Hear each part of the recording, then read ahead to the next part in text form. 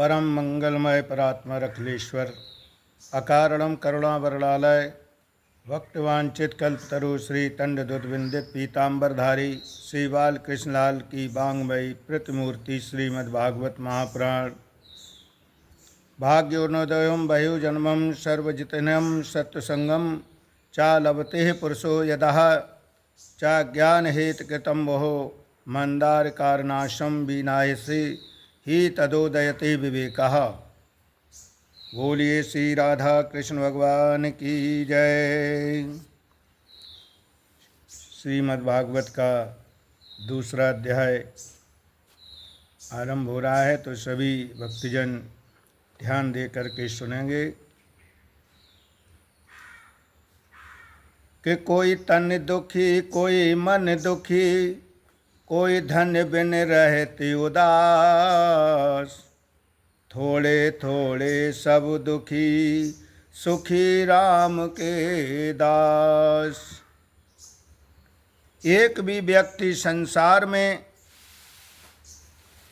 ऐसा नहीं है कि जिसके बारे में आप यह कह सकें कि वह सुखी है।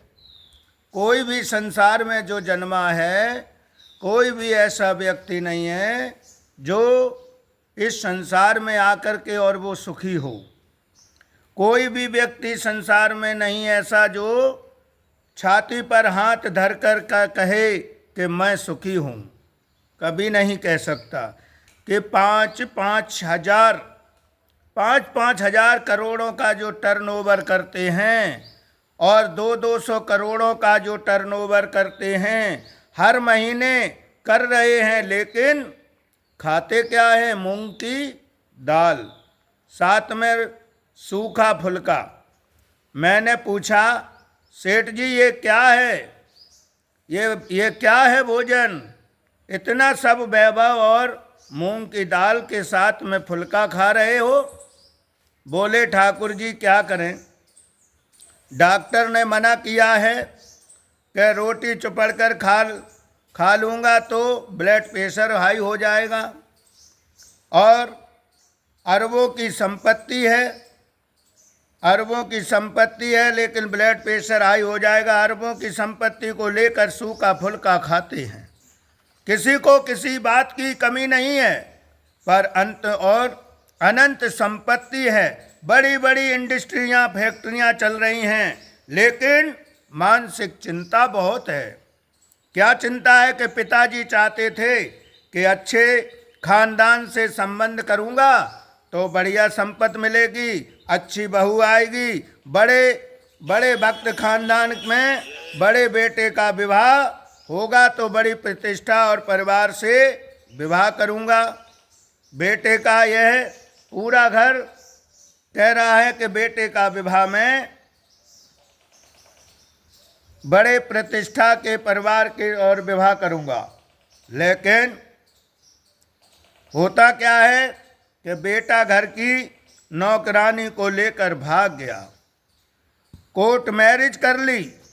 अब पिताजी चाहे कुछ भी कर लो, बेटे ने तो कर ली जो करना था, शादी सब कुछ है, लेकिन मन में बड़ी बेचैनी है।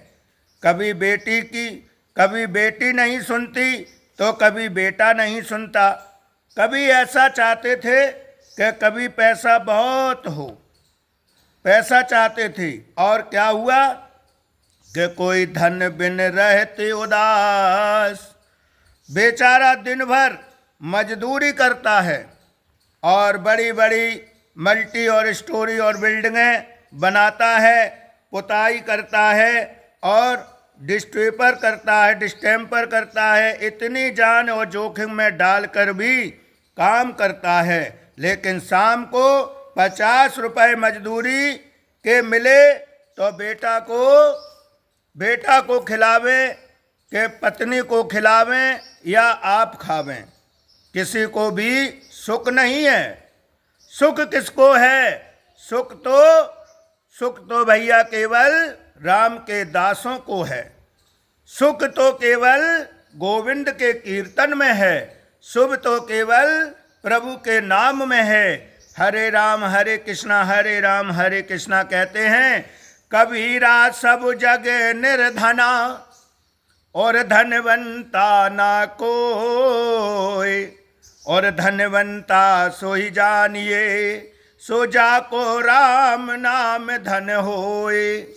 कहते हैं कि धनवान वह है, जो धनी तो वही है जिसके पास राम नाम का धन है। जिसके पास राम नाम का धन है, गोविंद के नाम का धन है, और जिसने कमा लिया वह सबसे बड़ा धनी है। क्या कहा कि आत्मात्मिक, आध्यात्मिक ताप, आदिविदिक ताप तथा औद्योगिक ताप, तीनों को जब विनष्ट करने का जिन श्री कृष्ण नाम में शक्ति है, ऐसे श्री कृष्ण भगवान को हम प्रणाम करते हैं। कहते हैं श्री कृष्णाय वयम नमः। कहते हैं कि श्रीमद् भागवत के प्रधान देव तो श्री गोविंद हैं, ना इसलिए कि भागवत महात्म के प्रथम श्लोक में श्री कृष्ण की वंदना की गई है, तो क्या कहा है कि आदरणीय हे सुखदेव जी महाराज, सुखदेव जी महाराज का वंदन किया। और जिन आचार्य सुखदेव जी ने जन्म लेते ही संन्यास ग्रहण किया, सीधे वन की ओर चले गए।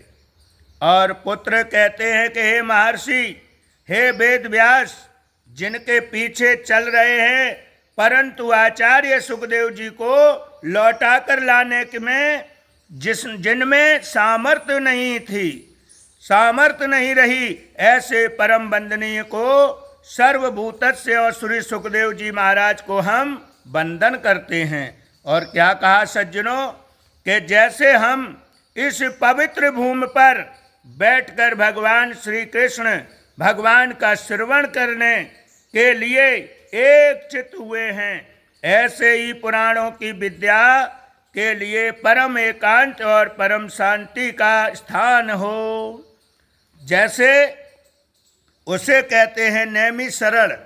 नैमिषारण्य जैसा स्थान आपको कहीं नहीं मिलेगा, जहाँ शांति है, भजन पूजा करने का स्थान है। तो कहते हैं आइए हम उस नैमिषारण्य क्षेत्र में चलें, जहाँ बड़ी पवित्र भूमि है, जहाँ 88,000 ऋषियों ने, 88,000 ऋषि संत जनों ने वहाँ विराजमान हैं।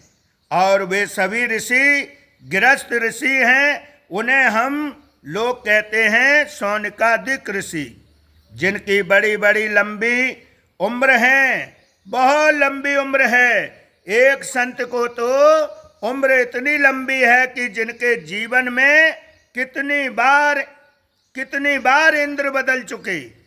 और एक सतगृहस्थ इतनी लंबी उम्र वाले जो जीवन को कई चतुर्योनियों को देख चुके हैं। सतयुग, त्रेता युग, द्वापर, कलयुग कई बदल गए, कई बदल चुके ऐसे संत हैं। ऐसे वे 88,000 संत जन जो अपने निश्चय कर्म से निवृत्त होकर और प्रातः काल जब बैठे थे, तो वो बस उन संतों की मंडली में श्री सूत जी महाराज का आगमन हुआ। जब सूत जी महाराज का आगमन हुआ तो सूत जी महाराज वेद व्यास जी के परम प्रिय शिष्य हैं।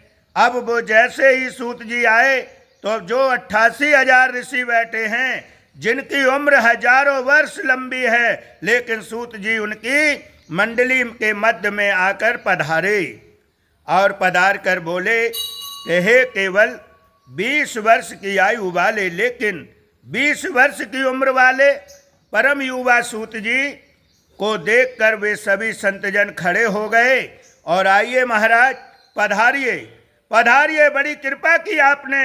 हे शौनकादिक ऋषियों, मैं इस व्यवहार को देखकर श्री सूत जी बड़े संकोच में पड़ गए कि आप लोग ये क्या करते हैं, मुझे देखकर खड़े हो रहे हो, मेरा आदर सत्कार कर रहे हो, आखिर क्यों, ऐसा क्यों कर रहे हो?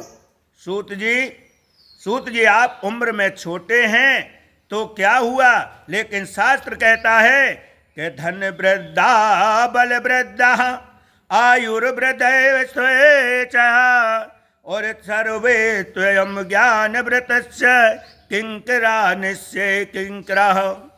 कहते हैं कोई बल से बड़ा होता है तो कोई आयु से बड़ा होता है, कोई कदाचित धन में बड़ा होता है, किंतु जो ज्ञान में बड़े होते हैं वो तो सबसे बड़े होते हैं। इसीलिए सूत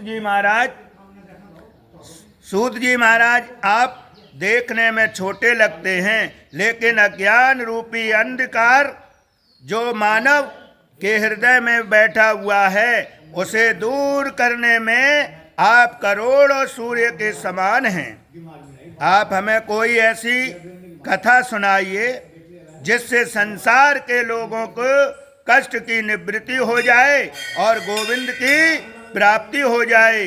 तो कहा है कृष्णा प्राप्ति करणम शास्त्रसाधनम तदिवधुना। बोलिए श्री बालकृष्ण भगवान की जय, श्रीमद्भागवत महापुराण की जय। श्री कृष्ण गोविंद हरे मुरारी, हे नाथ नारायण वासुदेवा। श्री कृष्ण गोविंद हरे मुरारी, हे नाथ नारायण वासुदेवा। जय श्री बालकृष्ण भगवान की जय हो, श्रीमद्भागवत महापुराण की जय हो। श्री राधे राधे, श्री राधे राधे, कृष्णाय नमः, राधे कृष्णाय नमः।